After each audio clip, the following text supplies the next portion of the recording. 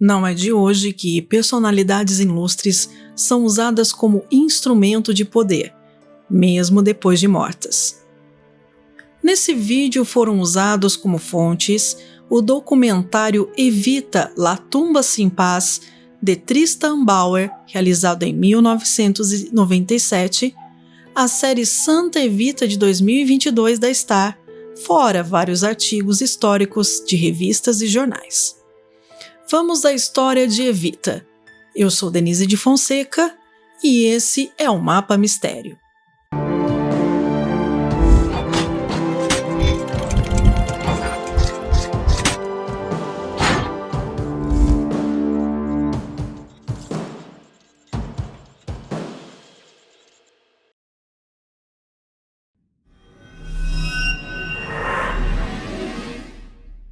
Evita. Maria Eva Duarte de Perón nasceu em 7 de maio de 1919 na cidade de Los Toldos. Era filha de uma costureira, Juana Ibarguren, e de um rico estancieiro, Juan Duarte, e tinha mais 3 irmãs, Elisa, Blanca, Herminda e um irmão, Juanzito. Mas, na verdade, a mãe de Eva era amante de Juan, que tinha uma esposa oficial e mais 6 filhos. Os irmãos de Eva foram registrados pelo estancieiro, mas ela, que era a mais nova, não.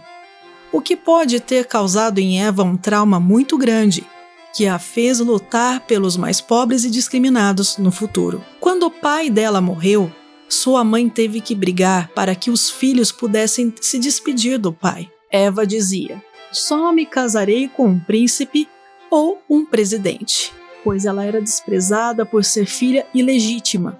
Em 2 de janeiro de 1935, Eva partiu para a capital Buenos Aires para tentar a vida como atriz, acompanhada de Agustín Magaldi, cantor de tangos e amigo da família, que era conhecido como Gardel do interior.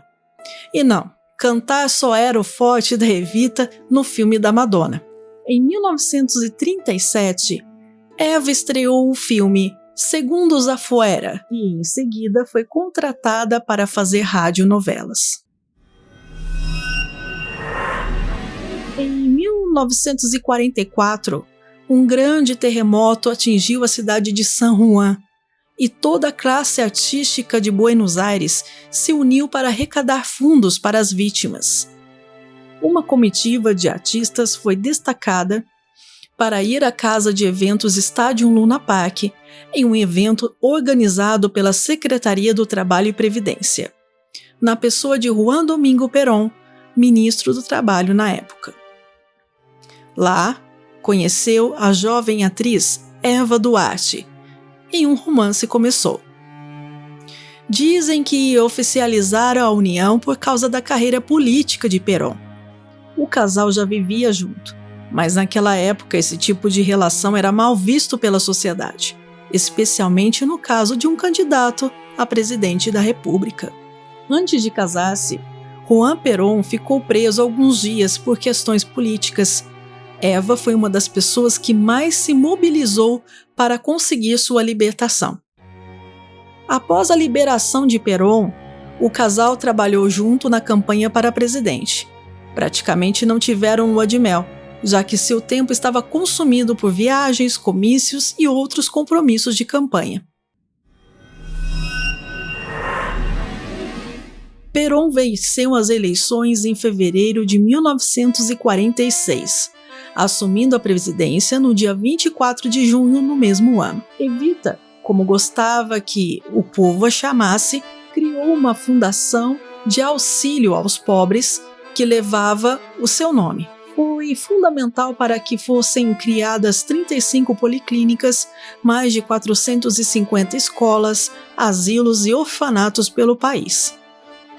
Mas para a elite, ela não passava de uma atriz, que na época era uma profissão muito desvalorizada e estigmatizada, recebendo a Evita as piores alcunhas que uma mulher pode receber. A elite do país, a igreja e parte do exército odiavam Juan Domingo Perón, porque viam nele um traidor de seus interesses, por terem criado programas assistenciais aos menos desfavorecidos e, principalmente, por ter encorajado a população a ir às ruas e por ter dado voz aos trabalhadores e às mulheres.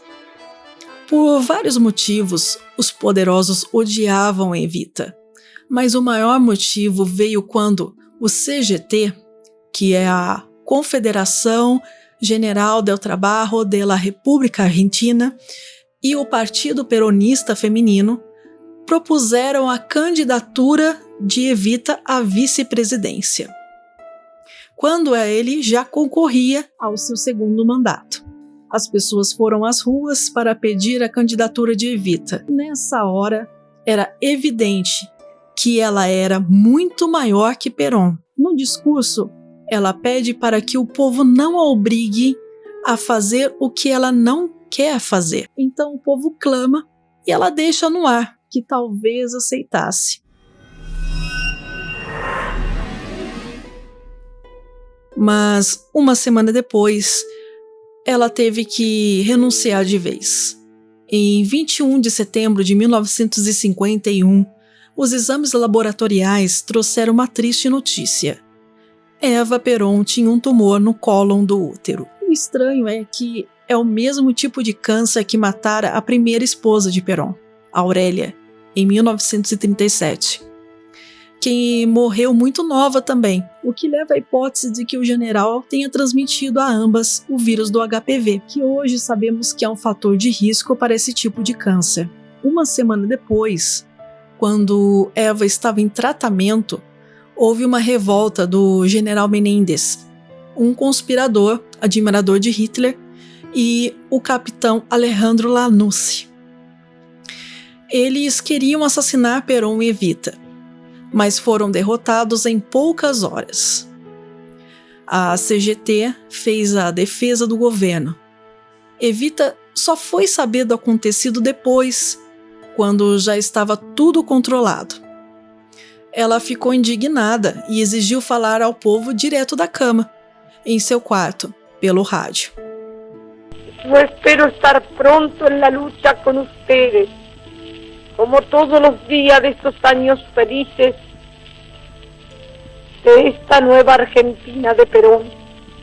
Y por eso les pido que rueguen a Dios para que me devuelva la salud que he perdido, no para mí, sino para Perón y para ustedes, para los descansados. Ela intuía que restava pouco tempo de vida. Temia que, sem ela, Perón fosse derrotado. No dia 17 de outubro, ela saltou da cama e foi à Praça de Maio exigir que o povo se organizasse contra novas conspirações.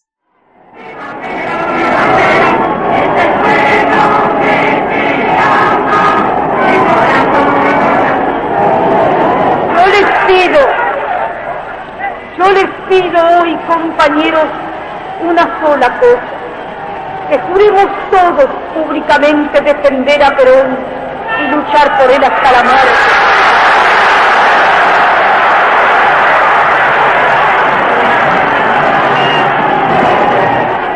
Y nuestro juramento será gritar durante 1 minuto para que nuestro grito llegue hasta el último rincón del mundo: la vida por Perón.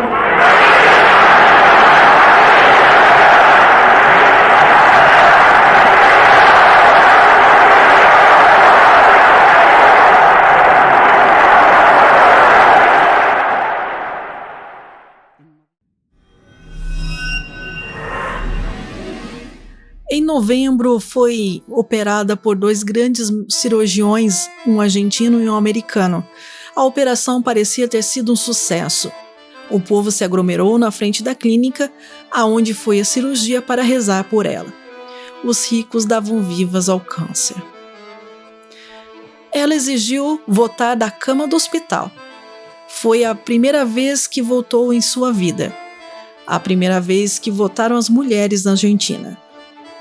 Conquista pela qual Evita lutou arduamente, a lei levava o seu nome. Mas a cirurgia não foi suficiente e em fevereiro os médicos a desenganaram. Continuou trabalhando de sua residência, mesmo doente. No primeiro dia de maio, regressou à praça. Ia fazer 33 anos e pesava 37 quilos. Mesmo fraca, ela pronunciou o seu último discurso.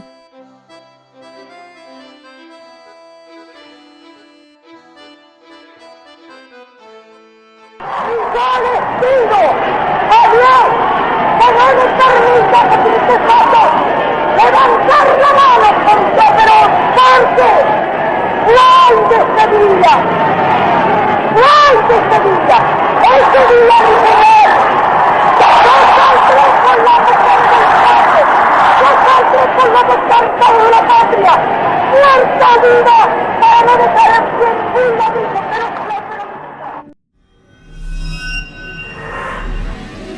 Nessa época, Perón ouviu falar de Dr. Pedro Ara, um professor espanhol que transformava cadáveres humanos em extraordinárias peças de anatomia. O presidente queria que Eva fosse embalsamada. Mandou um emissário conversar com o anatomista. Ara sabia que ele o iria convocar e registrou isso em suas memórias. Em junho, havia rumores de sua morte iminente e que me chamariam para conservá-la como uma estátua. Em 4 de junho, Evita deixou seu leito enferma para acompanhar Perón em sua segunda posse à presidência. Foi o adeus a essas ruas que a viram chegar do interior, uma menina de 14 anos com uma mala de papelão, querendo ser Norma Shearer.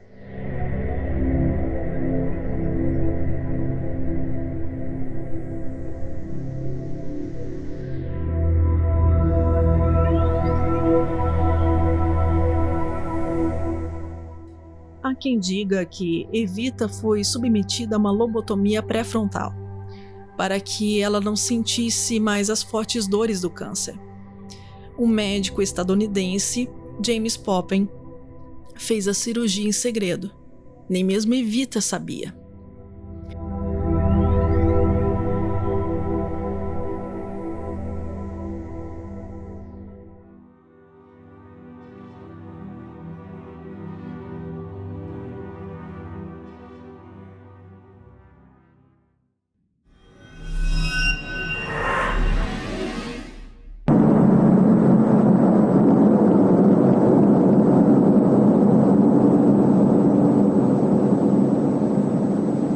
Cumple la Subsecretaría de Informaciones de la Presidencia de la Nación el penosísimo deber de informar al pueblo de la República que a las 20:25 horas ha fallecido la señora Eva Perón, jefa espiritual de la nación.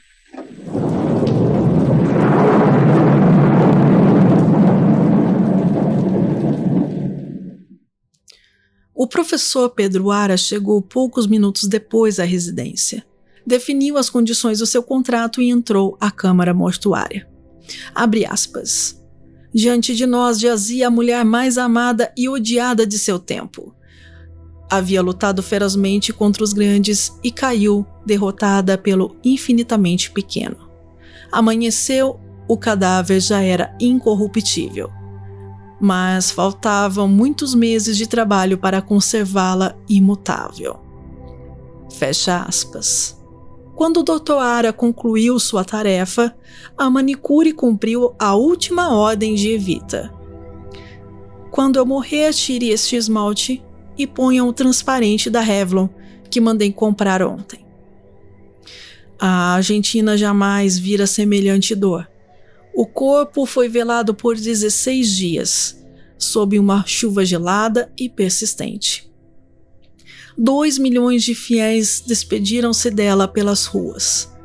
Seus descamisados formaram filas de 4 quilômetros para vê-la.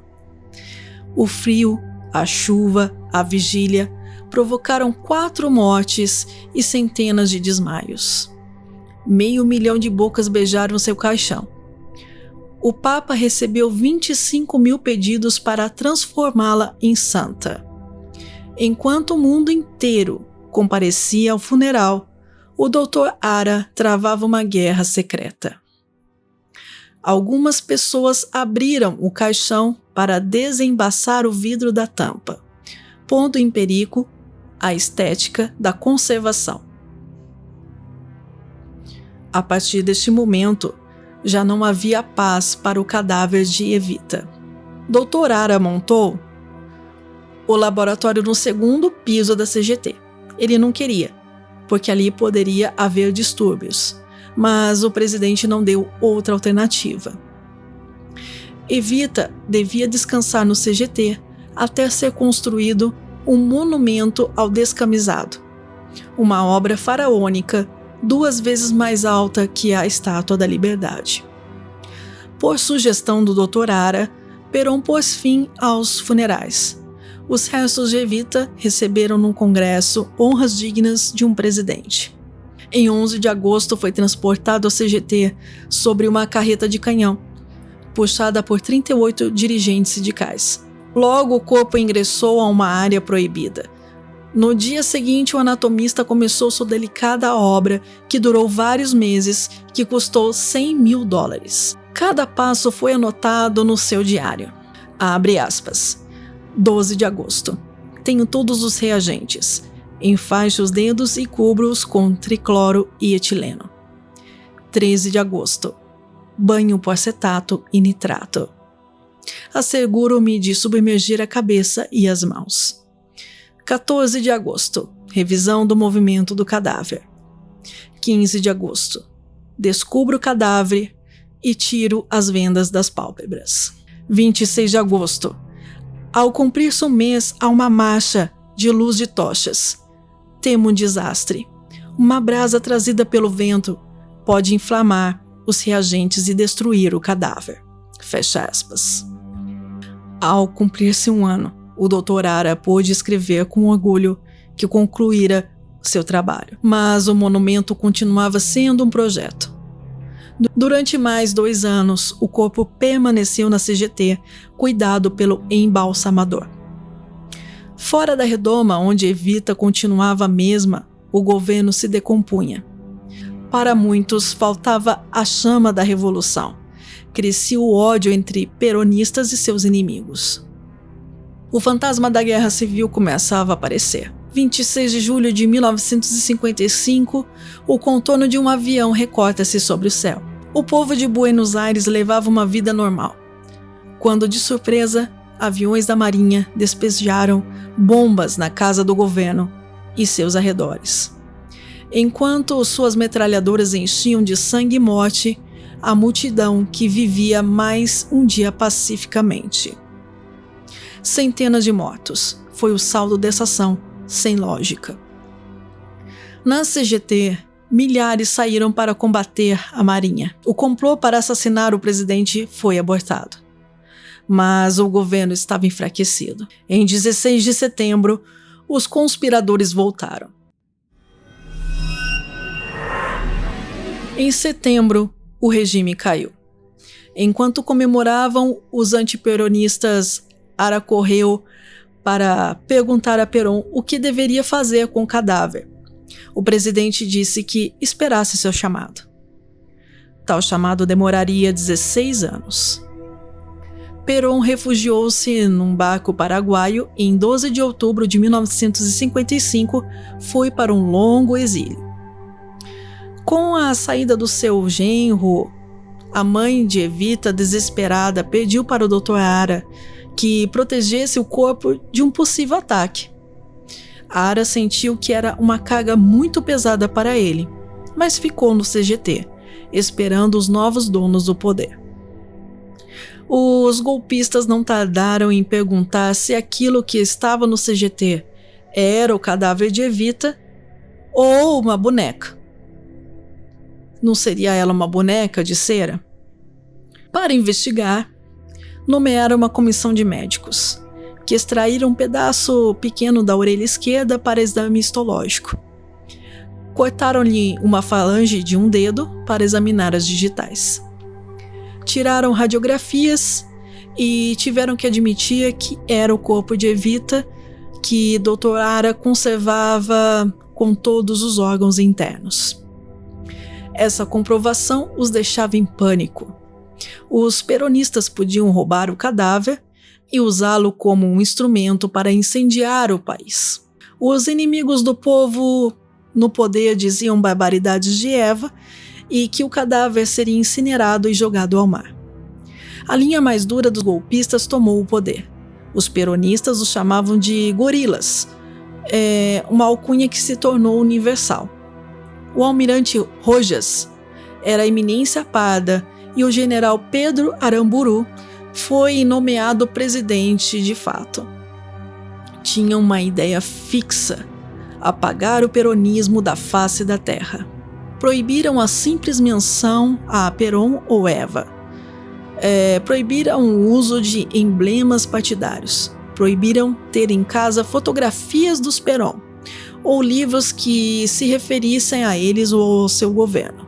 Com o triunfo dessa linha, em 16 de novembro de 1955, a Marinha invade a CGT.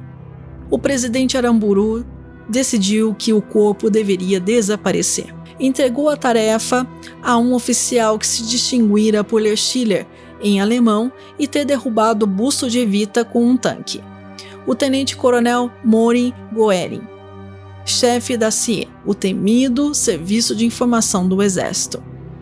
Ara voltou ao laboratório chamado por Maury Goering para o suposto transporte do cadáver.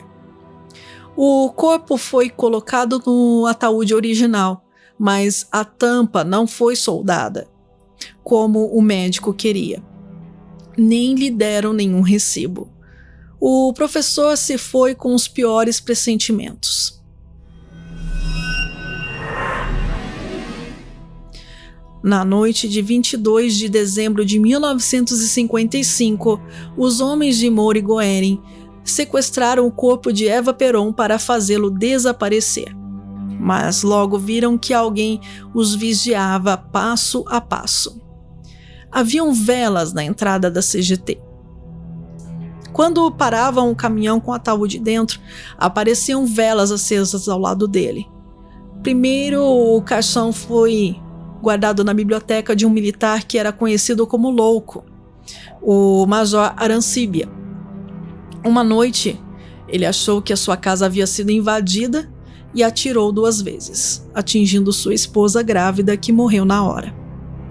A emergente resistência peronista identificou Maury Goering e lançou-lhe um atentado.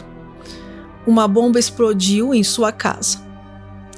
Acuado pela resistência, o coronel guardou a mulher ao lado do seu escritório, até que o presidente Aramburu, alertado pela obsessão sexual do coronel Maury Goering com o cadáver de Evita, dispensou-o sem maiores explicações. A tenebrosa história foi guardada como um segredo de Estado. O novo dono do segredo passou a ser Héctor Eduardo Cabanillas, que havia atentado contra Perón em seu exílio no Paraguai e na Venezuela. Ele iria comandar a Operação Evasão. Conseguiram fazer uma entrevista alguns anos atrás com esse coronel. E o que ele disse foi o seguinte, abre aspas: Maury Goering cometera uma falha grave, imprudente e até anticristã com respeito ao cadáver. Eu o conhecia bem, parecia um homem normal, mas com o cadáver na mão enlouqueceu. Ele bebia também.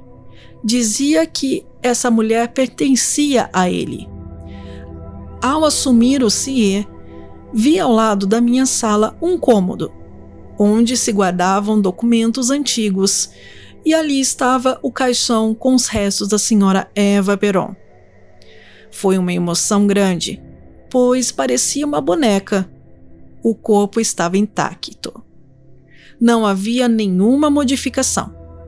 O trabalho do Dr. Ara era tão perfeito que o corpo mantinha todos os movimentos. A carne era como de uma criatura viva. Era perfeita. uma boneca, não de cera, mas de carne e osso. Eu chegava sempre cedo e diante da porta havia velas acesas e flores. Era evidente que se sabia da presença do corpo ali. A situação era assim. Por um lado, poderiam ser comandos peronistas querendo resgatar o corpo para usá-lo como bandeira política para os seus fins. Por outro lado, poderia ser gente do próprio governo que queria ver o cadáver exposto. Um plano era destruí-lo e jogá-lo no rio. Outro era incendiar o edifício, fazendo o corpo desaparecer. Suportei pressões terríveis para evitar tais hipóteses.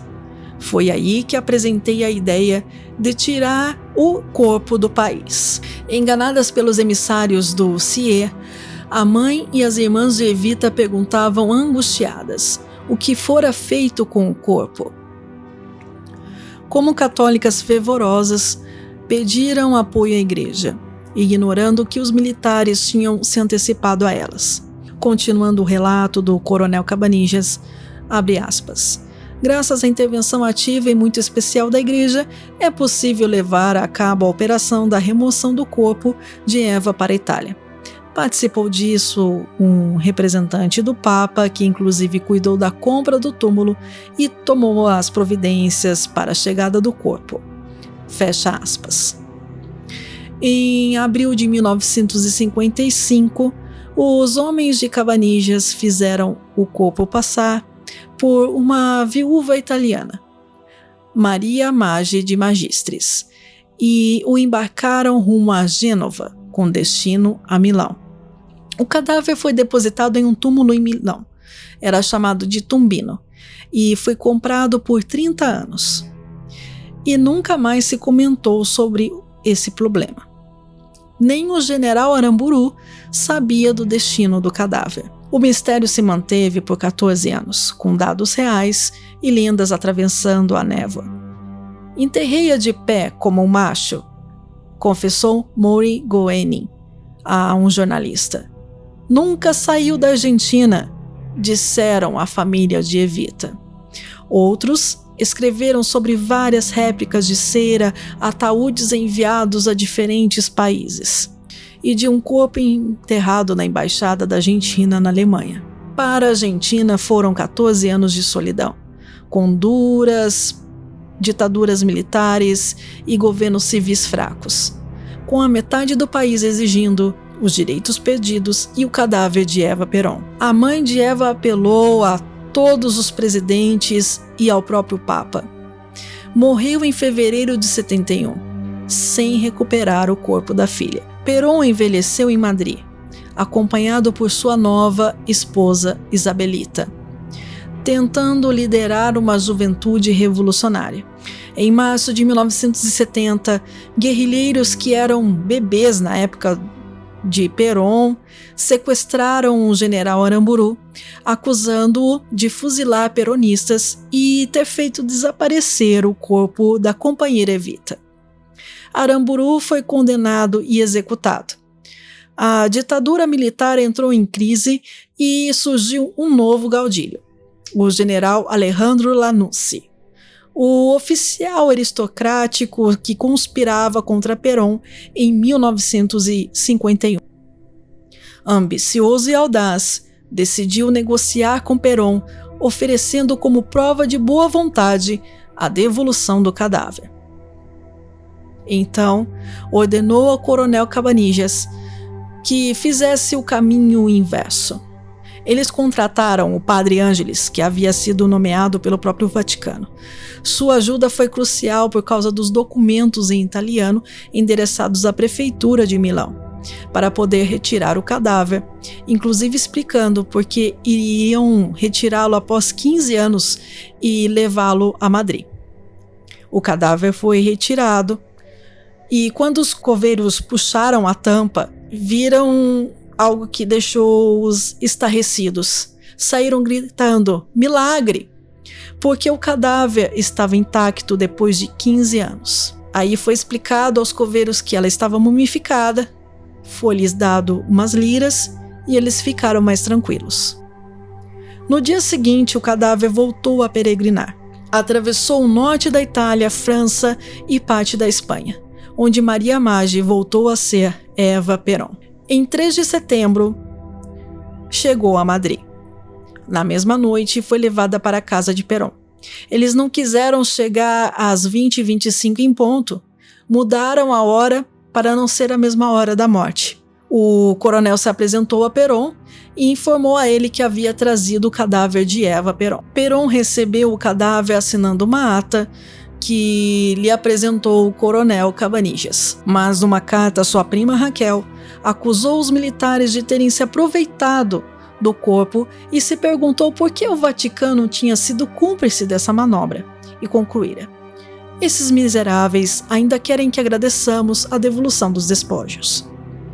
Em Buenos Aires, ele fez circular a versão da profanação. Mas o velho líder evitou uma denúncia formal. O Dr. Ara fora convocado por Perón em Madrid para examinar o estado da devolução do corpo. A declaração do Dr. Ara fora até publicada, dizendo que o cadáver estava igual como ele havia deixado, quando saíra por pressão do governo da Revolução. Com isso, dava uma resposta a todas as infâmias que haviam publicado a respeito do que fora feito ao cadáver de Eva Perón. Mas não foi o que as irmãs de Evita viram na casa de Perón. O horror iria acompanhá-las pelo resto de suas vidas. Horror pelas fotos tiradas pelo próprio Perón, que ficaram ocultas durante 25 anos. Emília Duarte, irmã de Eva Perón, relata, abre aspas, tua cabeleira crescida parecia ignorar a morte. Não foi mutilada como foram seu rosto e uma de suas mãos. Tua fronte continua sendo serena, apesar do sinal de 4 golpes, um talhe em sua face, à direita, e o que resta de seu nariz quase todo destroçado. Olho a planta de seus pés destruídos, cobertos com uma camada de breu. Que significado tem essa capa mineral em seus pés? Por essa ferida infinita, pelo golpe que te arrancou um dedo, pela agressão cuja marca está em seu rosto. É melhor não continuar, pois a cada golpe tua alma, imitação de Cristo, deve ter dito: perdoai-os, Senhor, não sabem o que fazem.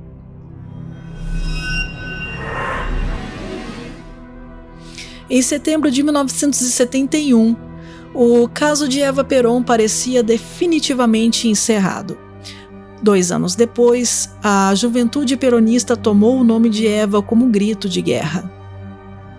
Em Madrid, o corpo havia regressado à sombra, superado por Isabelita, a herdeira, manipulada pelo bruxo José López Rega, um ex-cabo de polícia aficionado por astrologia, mafioso, que celebrava rituais secretos com Isabelita e o corpo, para transmitir a Isabelita o carisma de Evita. Perón teve permissão de retornar à Argentina sem Evita, que ficara em Madrid, e sofrendo resistência junto à juventude que havia lutado por sua volta. Foi eleito para um 3º mandato e dessa vez sua mulher foi aceita como vice-presidente. Só que era muito tarde para ele. Havia chegado muito doente e morreu 10 meses após assumir o governo. Sua viúva assumiu o seu lugar formalmente, mas o poder realmente estava na mão de López Rega, que mandou assassinar centenas de ativistas. A escritora Janete Claire se inspirou em José López Rega para escrever o personagem Herculano Quintanilha, da novela O Astro, que na primeira versão foi feito por Francisco Cuoco e na segunda por Rodrigo Lombardi. Conhecido como El Brujo, o bruxo, entre os argentinos, José López Rega se especializou a utilizar seus controversos conhecimentos esotéricos para se aproximar de pessoas influentes. Foi dessa maneira que conquistou a amizade de Isabelita em 1965, durante uma espécie de encontro esotérico político de que ambos participaram. A partir disso, se tornaram amigos inseparáveis e Isabel o levou para Madrid, onde Juan Perón estava exilado depois de deposto da presidência pelos militares em 1955. Até o momento, López Rega estava prestes a aposentar seu sonho de se tornar uma personalidade ligada ao poder. Aos 50 anos, policial reformado, ele era funcionário de uma firma de impressão que tinha acabado de sair da concordata. Largou tudo para se tornar assistente pessoal de Perón e sua mulher em Madrid. Uma nova tragédia ensanguentava a Argentina, e a múmia de Evita voltou ao primeiro plano. Os montoneiros sequestraram o cadáver de Aramburu e anunciaram que só devolveriam se os restos da companheira Evita voltassem ao país. Os montoneiros devolveram o cadáver de Aramburu. Isabelita e El Brujo desistiram de ocultar o corpo e decidiram exibi-lo junto com o cadáver de Perón na cripta fúnebre da residência presidencial. Então chamaram Domingo Telechea, um restaurador de museus, e mandaram que ele reparasse os danos perpetrados ao corpo. Havia desde pequenas lesões superficiais até bastante profundas, inclusive cortando alguns músculos importantes, ossos, se bem que um cadáver mumificado é um material sumamente duro, muito mais resistente que um corpo em vida. A característica de ruptura do nariz deixa claro que se trata de um golpe bem forte, ou de uma pressão não normal, que também quebrou parte de seu pescoço. Em 1976, uma nova ditadura militar substituiu o caos de Isabelita pelo terror absoluto. 30 mil argentinos desapareceram para sempre no fundo do mar ou nas tumbas sem nome. Mas agora os militares precisavam de Evita. Encontraram a forma legal de esconder o seu cadáver. De acordo com Cristina Álvarez Rodrigues, sobrinha neta de Evita, abre aspas. Finalmente, depois do ultraje a que foi submetida e da dor de não sabermos onde ela estava, a junta militar decidiu em 1976 entregá-la novamente à família. Foi dessa forma que Eva veio para a cripta da família, aqui na Recoleta, sob rígidas normas de segurança que o governo militar exigiu. Nós a cumprimos até por medo. Medo que novamente desaparecesse. E, bem, hoje Eva está enterrada a 8 metros de profundidade, numa cripta revestida de mármore. Talvez a ideia fosse de que, enterrada assim no silêncio, numa escuridão quase noturna, na falta de difusão, para que não se soubesse como foi o episódio, talvez Eva estaria definitivamente enterrada e esquecida. Mas as pessoas não esquecem. Fecha aspas. Citação de Eva Perón. Não quis, nem quero nada para mim. Minha glória será sempre o lema de Perón e a bandeira de meu povo. Se parte de mim ficar pelos caminhos da vida, sei que vocês tomarão meu nome e o empunharão como bandeira para a vitória. Hoje, Eva faz parte da cultura popular dentro e fora da Argentina. Vários livros, documentários, séries, filmes e até um musical na Broadway foram feitos sobre a vida dela. Mas é na história mundial que ela deixou a sua maior marca, de uma pessoa que só não fez mais pelo seu povo, os pobres e desprezados, porque lhe faltou tempo.